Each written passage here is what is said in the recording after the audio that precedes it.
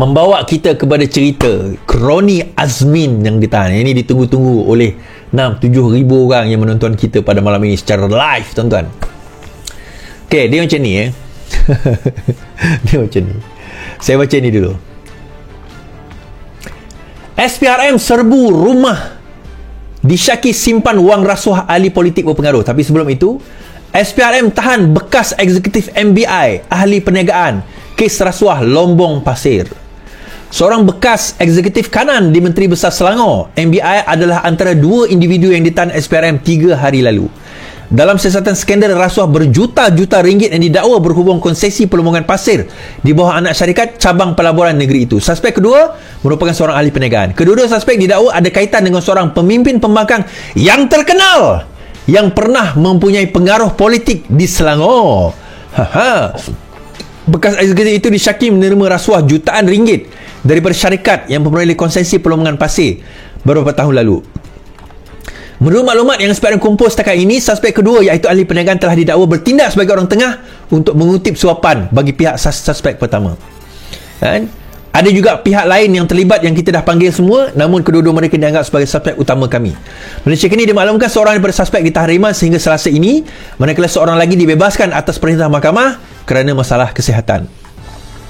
Menurut sumber yang rapat, SPM juga telah menahan dua individu dikaitkan dengan syarikat pelemongan pasir, tetapi mereka dibebaskan setelah disoal siasat.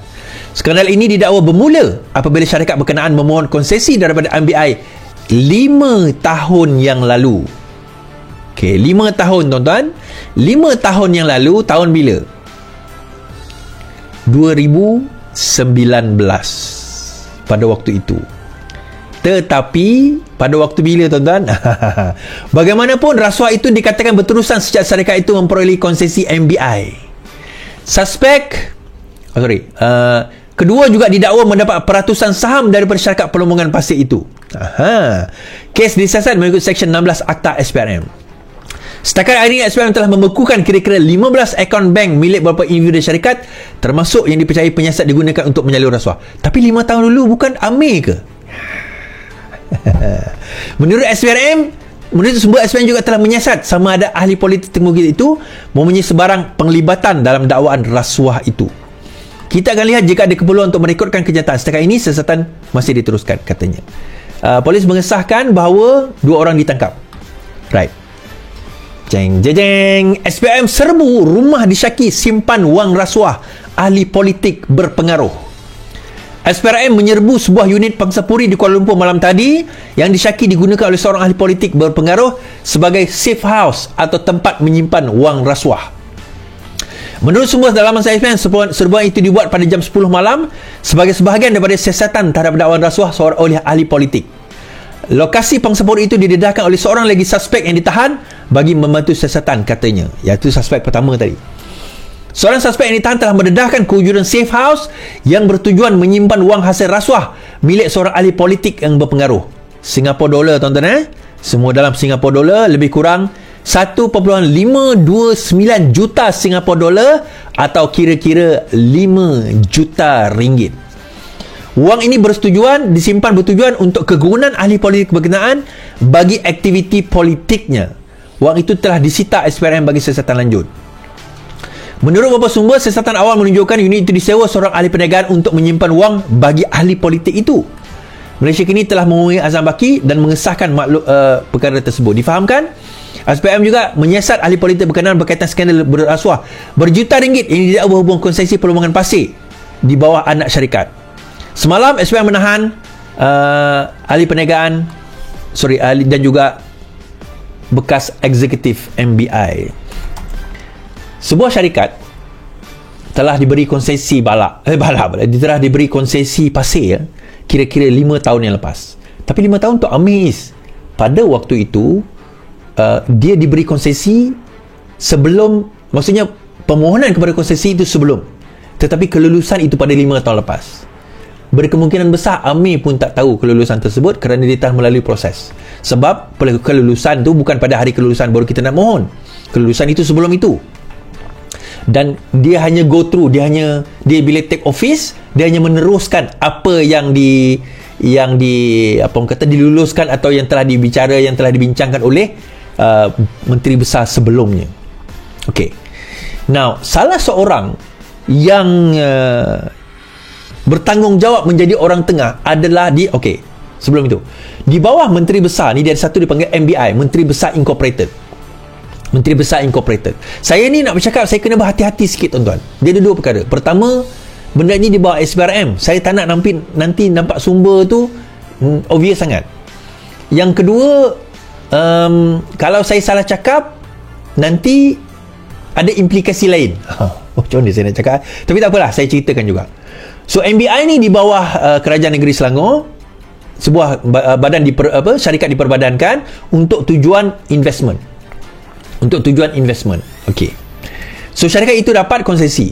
Untuk dapat konsesi, dikatakan bahawa syarikat itu telah meminta, orang tengah itu telah meminta jutaan ringgit daripada syarikat itu. Dan still going on until now. Untuk nak teruskan. Untuk diteruskan. Tetapi pada awalnya memang terdapat unsur rasuah. Daripada untuk nak dapat konsesi syarikat tersebut, nak dapat projek tersebut, berlaku unsur rasuah. Bagaimana kena tiba-tiba dia orang boleh kantoi saya tak boleh ceritalah sumber yang mengkantoikan mereka kan. Tetapi dia bermula bila cerita saya kata itu bahawa Azmin desperately nak berbincang dengan masuk balik dalam PKR.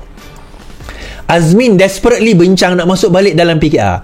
Mula-mula dulu bila dia letak Amir kat situ, dia ingatkan dia boleh kontrol Amir. Dan kami pun anggap macam tu pada awalnya. But later kami realise bahawa sebenarnya Amir ni orang yang setia kepada parti. Dia salah orang dia letak. Ya, Amir kawan pada dia. Ini kawan-kawan punya cerita tuan-tuan. Tapi kawan-kawan khianat. So bila dia khianat, Amir ambil peluang. Tak apalah, politik. So bila Amir jadi Menteri Besar Selangor, Amir ambil tindakan untuk putus hubungan politik dengan geng-geng kartel ni. Tapi hubungan persahabatan itu tetap ada. Hubungan politik itu putus. Now, tapi sebelum itu kroninya masih ada. Kroninya telah melakukan dan telah menjalankan projek dan proses dia. Saya tengok tadi.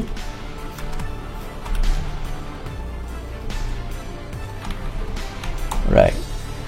Kroninya ini telah menjadi, siapa tuan-tuan jawatan di dalam MBI? Dia telah menjadi COO MBI sejak daripada 2014. Chief Operational Officer sejak 2014. Kalau tuan-tuan Google, tuan-tuan akan jumpa siapa COO dia. Bermula daripada huruf S nama dia. Huruf kedua dia adalah O. Tetapi tuan-tuan takkan kenal lah dia dalam politik. Dia orang PKR. Saya tak nafikan sebelum ini. Sebelum dia khianat dan keluar. Tetapi kita kata, dia bukan bekerja untuk diri dia. Dia bekerja untuk someone else. Siapa tuan-tuan? Azmin Ali. Now, jangan anggap saya menuduh Azmin Ali sebagai orang yang rasuah itu. Tak. Tetapi kita tahu MBI, Menteri Besar Incorporated, penggeraknya adalah Azmin Ali. So sekarang ini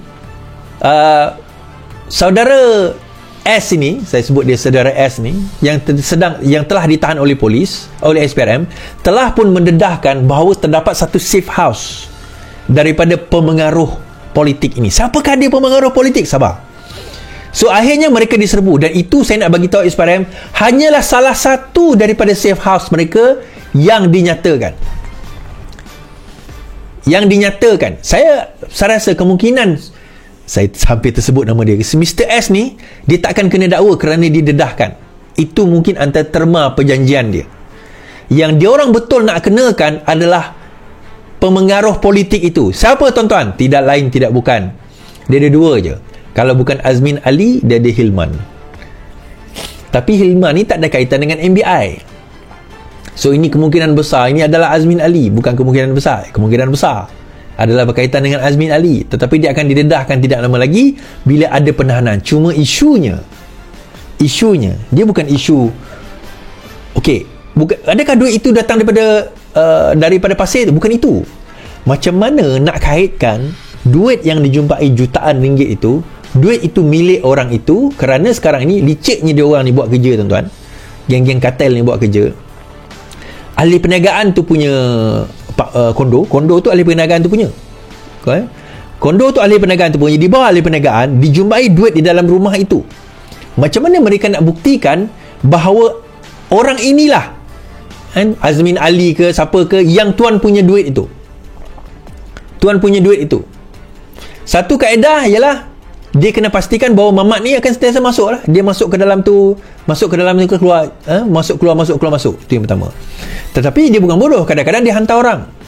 Dan saya tahu salah seorang kartel Azmin Ali dan Zuraidah Kamarudin dahulu pun jenis yang macam tu. Nak jumpa, dulu nak cerita dia, nak jumpa Zuraidah kena bayar, ada tol.